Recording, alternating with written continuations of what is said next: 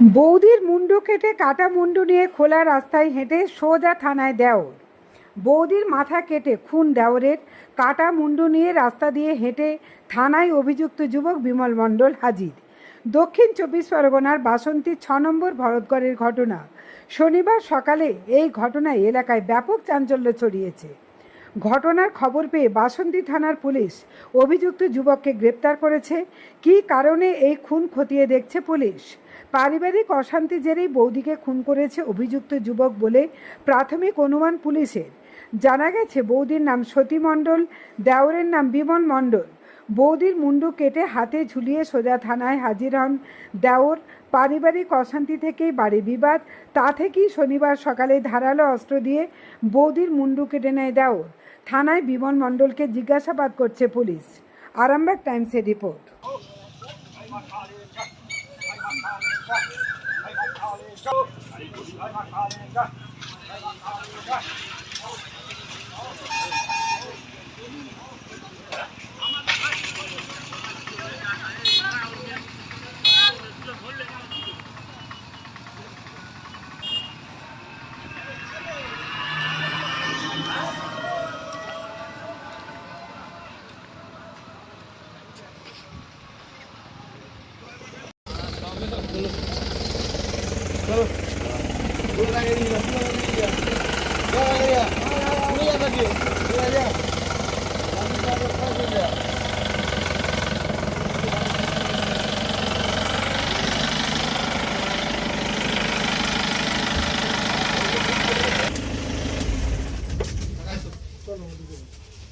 সাদা খারাপ কাগজ দে, এটা নিতে হবে, এটা তো গাড়ি থাকবে না, এটা তো দিকে নিতে হবে।